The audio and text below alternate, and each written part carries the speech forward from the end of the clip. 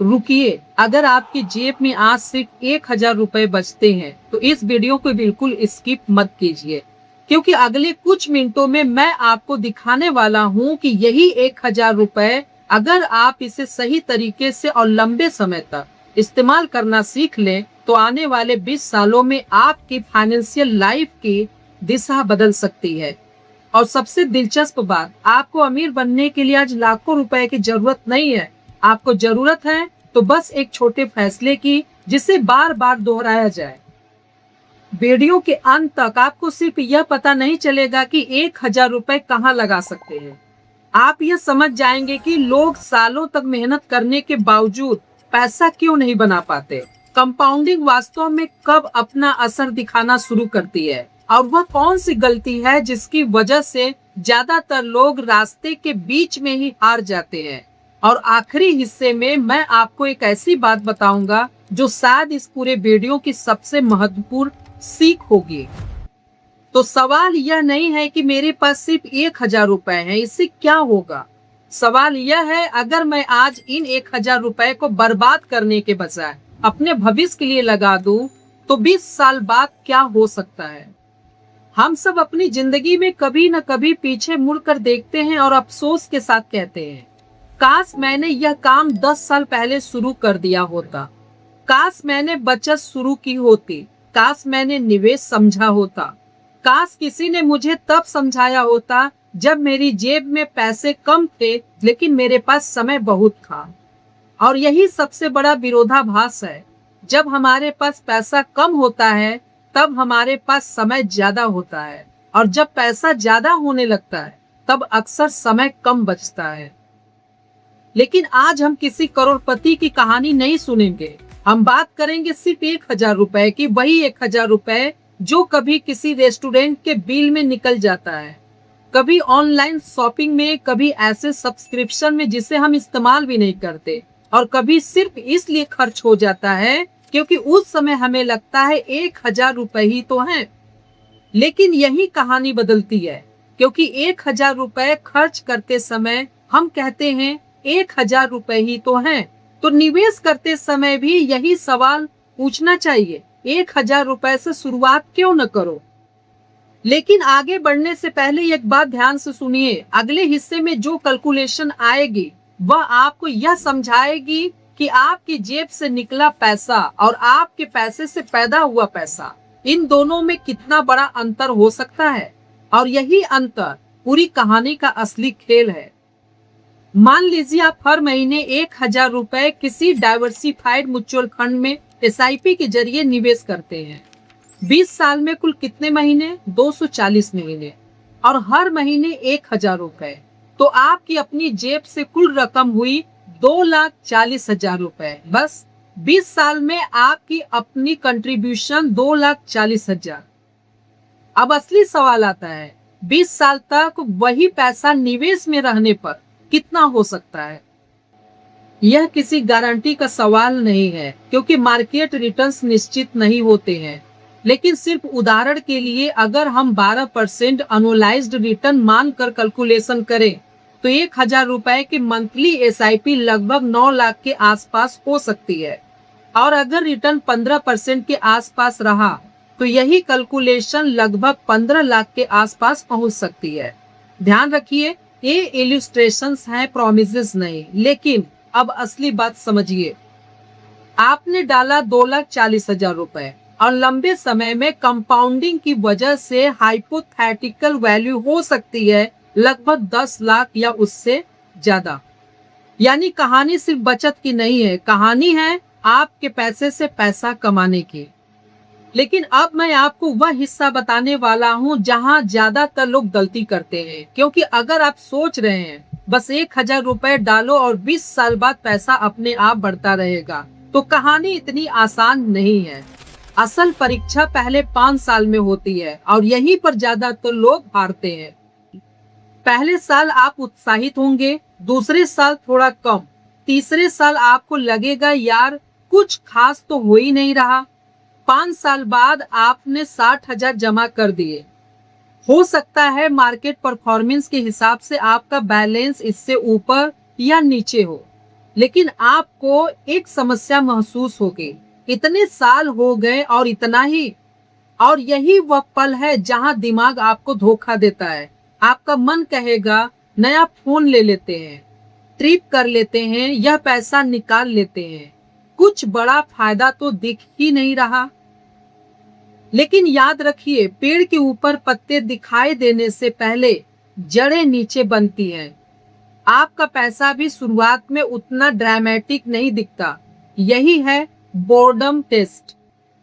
और अब ध्यान दीजिए, आपकी सबसे बड़ी समस्या मार्केट क्रैश नहीं होगी। आपकी सबसे बड़ी समस्या होगी बोरियत। और इसके बाद आने वाला समय वह है जहां कंपाउंडिंग धीरे धीरे अपनी असली ताकत दिखाना शुरू करती है। अब कल्पना कीजिए, आपने वर्षों तक निवेश जारी रखा, आपके पुराने इन्वेस्टमेंट बढ़ रहे हैं, आपका नया पैसा भी जुड़ रहा है, और सबसे महत्वपूर्ण, आपके पुराने गेन्स भी आगे ग्रोथ में हिस्सा लेने लगते हैं। यही कंपाउंडिंग का मूल विचार है। आप सिर्फ अपने मूल पैसे पर ग्रोथ नहीं देख रहे हैं, समय के साथ आपकी एक्यूमुलेटेड वेल्थ भी आगे ग्रोथ जनरेट करने की कोशिश कर रही होती है। यानी धीरे धीरे आपका पैसा सिर्फ पैसा नहीं रहता, वह आपके लिए काम करने वाली फाइनेंशियल एसेट बेस बनना शुरू करता है। लेकिन यहाँ एक महत्वपूर्ण बात है, याद रखिए, कंपाउंडिंग का मैजिक कैलकुलेटर में नहीं, टाइम में छिपा है। अब आने वाला हिस्सा सबसे महत्वपूर्ण है, क्योंकि अगर आपने अभी तक सिर्फ 1,000 रुपए की कहानी समझी है तो आपने आधी कहानी समझी है। असली खेल तब शुरू होता है जब आपकी इनकम बढ़ती है, और यहीं से 1,000 की कहानी बदलकर 2,000, 5,000 और आगे की कहानी बन सकती है। एक छोटी बर्फ की गेंद पहाड़ से नीचे लुढ़कती है। शुरुआत में वह छोटी होती है, लेकिन जैसे जैसे वह आगे बढ़ती है उसके साथ और बर्फ जुड़ती जाती है, और कुछ समय बाद वही छोटी गेंद बहुत बड़ी हो जाती है। कंपाउंडिंग को समझने के लिए यह एक अच्छा मेटाफोर है। शुरुआत में ग्रोथ छोटी दिखाई दे सकती है, फिर धीरे धीरे एक्यूमुलेटेड मनी बढ़ता है, और समय के साथ ग्रोथ का बेस बड़ा होता जाता है। यही कारण है कि इन्वेस्टिंग में अक्सर सबसे महत्वपूर्ण सवाल यह नहीं होता मैं कितना कमाता हूँ, बल्कि सवाल होता है मैं कितने लंबे समय तक डिसिप्लिन रह सकता हूँ। लेकिन अब कहानी में एक ट्विस्ट आता है, क्योंकि अगर आप सोच रहे हैं कि अगले 20 साल सीधे, शांत और बिना किसी डर के निकल जाएंगे, तो बिल्कुल नहीं। मार्केट आपको कई बार डराएगा, और वही आपका असली टेस्ट होगा। 20 साल के इन्वेस्टमेंट जर्नी में मार्केट ऊपर भी जाएगा और नीचे भी आएगा। कभी रिसेशन की बातें होंगी, कभी जियोपॉलिटिकल क्राइसिस, कभी महामारी, कभी इकोनॉमी को लेकर डर, कभी न्यूज चैनल्स आपको बताएंगे मार्केट क्रैश। और उस दिन आपका पोर्टफोलियो लाल दिखाई दे सकता है। यही वह दिन होगा जब आपके सामने दो रास्ते होंगे। पहला, डर कर सब बेच देना। दूसरा, अपने फाइनेंशियल प्लान को याद रखना और यह समझना कि मार्केट में हो रहे उतार चढ़ाव इन्वेस्टिंग का हिस्सा है। लेकिन यहाँ एक बेहद जरूरी बात है, यह कहना गलत होगा कि हर गिरता मार्केट खरीदने का मौका ही है। हर इन्वेस्टमेंट सही नहीं होता, हर फंड अच्छा नहीं होता, और हर व्यक्ति के लिए एक जैसा रिस्क सही नहीं होता।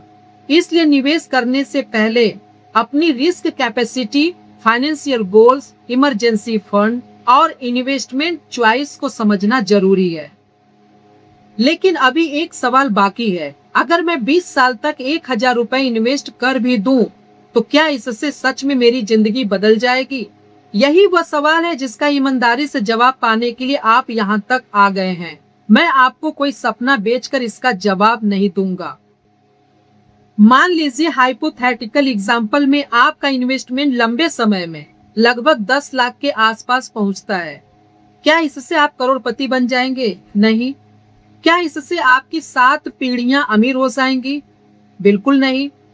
और जो कोई आपको ऐसा प्रॉमिस करे उससे सावधान रहिए, क्योंकि इन्फ्लेशन भी है, टैक्सेस और एक्सपेंसेस भी हो सकते हैं, और मार्केट रिटर्न्स गारंटीड नहीं होते। लेकिन फिर भी 10 लाख आपके लिए बहुत बड़ा फर्क पैदा कर सकते हैं। क्यों?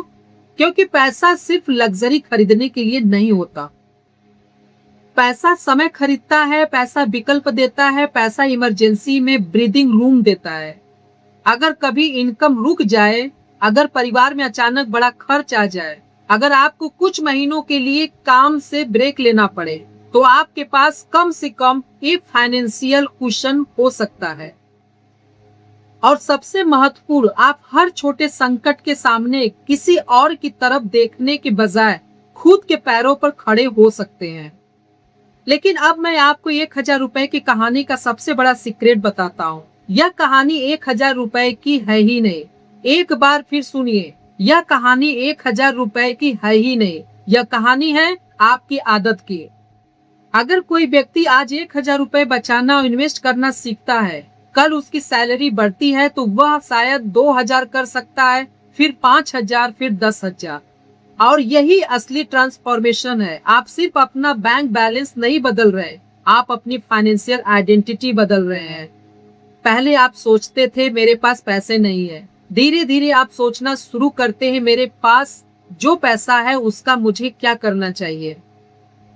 यही फर्क है कंज्यूमर और इन्वेस्टर माइंडसेट में। एक व्यक्ति पैसा आते ही पूछता है मैं क्या खरीद सकता हूँ, और दूसरा पूछता है मैं अपने पैसे से क्या बना सकता हूँ।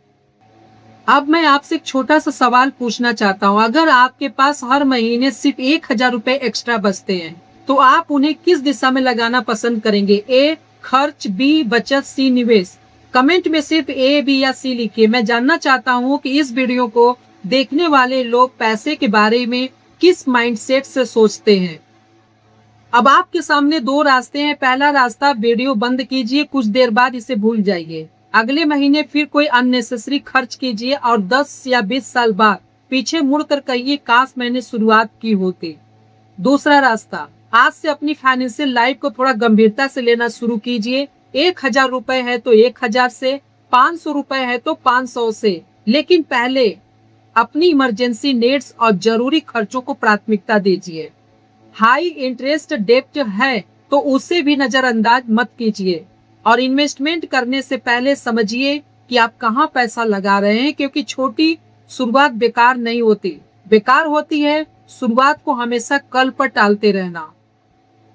आज से 20 साल बाद आप दो लोगों में से एक हो सकते हैं। एक व्यक्ति कहेगा मेरे पास मौका था लेकिन मैंने शुरुआत नहीं की, और दूसरा शायद यही कहेगा अच्छा हुआ मैंने उस दिन सिर्फ 1000 रुपए से शुरुआत कर दी थी। आपको आज करोड़पति बनने की जरूरत नहीं है। आपको आज सिर्फ इतना तय करना है कि आप अपने भविष्य के खिलाफ काम करेंगे या अपने भविष्य के लिए, क्योंकि भविष्य एक दिन अचानक नहीं बनता, वह बनता है छोटे छोटे फैसलों से। एक दिन, एक आदत, 1000 रुपए, फिर दूसरा, तीसरा, और देखते देखते साल, दशक और एक पूरी जिंदगी।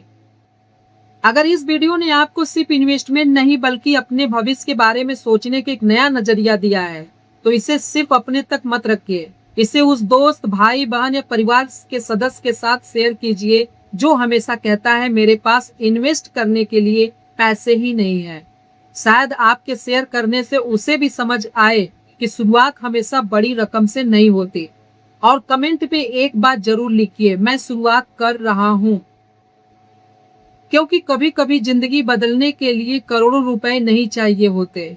जरूरत होती है सही समय पर लिया गया एक छोटा फैसला, और शायद आपके लिए वह फैसला आज है।